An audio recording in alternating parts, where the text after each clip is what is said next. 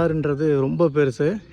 இந்த பெரியவர் வந்து நமக்கு சொல்லியிருப்பார், அதை நான் வீடியோவில் அட்டாச் பண்ணுறேன். உள்ளே போயிட்டு இந்த கோவில் எப்படி இருக்குது என்னன்ற பார்க்கலாம். இதுதான் அந்த கோவிலோட குளம். பெரிய தெப்ப குளம் இருக்குது. தெப்ப குளத்தில் நல்லா தண்ணீர் கிடக்குது. அங்கே வந்து ஒரு மடம் இருக்குது, எதிரே ஒரு மடம் இருக்குது. அங்கே ஒரு கோவில் இருக்குது. தெப்ப குளத்துக்குள்ளே இறங்கி வர்றதுக்கு எல்லா பகுதிகளையும் வழியில் வச்சுருக்குறாங்க. நித்தீஸ்வர சுவாமி கோவில். இந்த கோவிலோட பேர் வந்து நித்தீஸ்வர சுவாமி கோவிலாம்.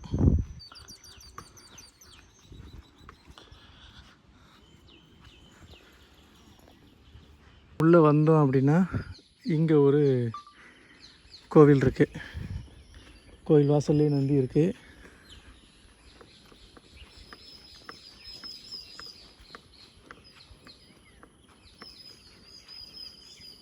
நந்தி எவ்வளோ உயிர்ப்போடு இருக்குது பாருங்கள்.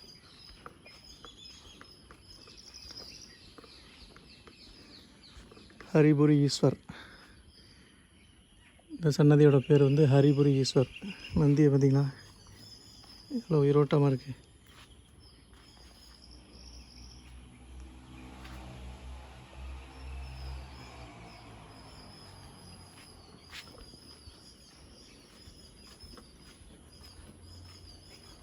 செடிகள் எக்கச்சக்கமாக முளைச்சி கிடக்குது.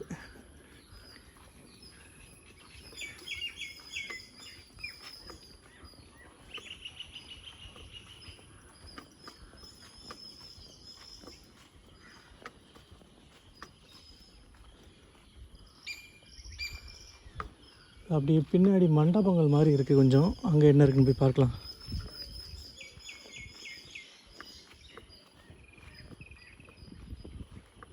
இடிபாடுகள் நிறைய கிடக்குதுங்க உள்ள.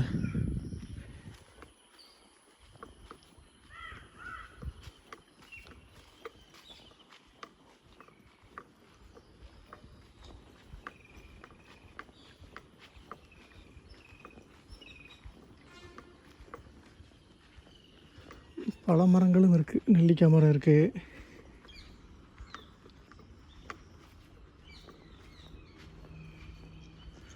கட்டுமானமே வித்தியாசமாக இல்லை.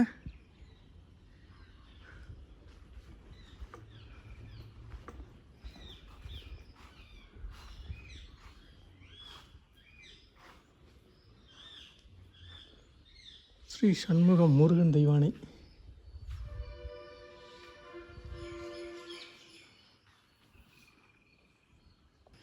இது ஏதோ பார்க்குறதுக்கு கோட்டை மாதிரி தெரியுதுங்க, அந்த மதில் சுவர்கள் எல்லாமே.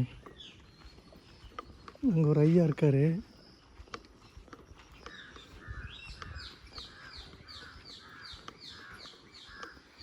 எப்படி இருக்கு பாருங்க.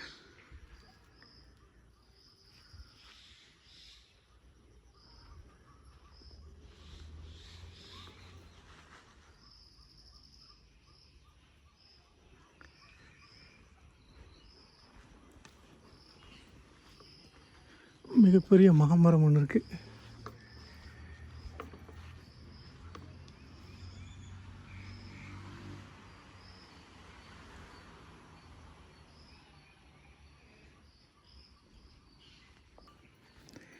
மண்டபம் பில்லரில் எதுவுமே சிற்பங்கள் எதுவுமே இல்லை. பில்லர் மட்டும் இருக்குது. நந்திகேஸ்வரர் இருக்கார். நாகலிங்க மரம் ஒன்று இருக்குது. மற்றபடி சன்னதியும் பூட்டப்பட்டிருக்கு. பிரகந்த நாயகி. இங்கே ஒரு பெயிண்டிங் இருக்குது. இது வந்து பழைய காலத்தில் உள்ள பெயிண்டிங். இது பாருங்க, ஆதி காலத்து பெயிண்டிங் அப்படியே இருக்குது பாருங்க.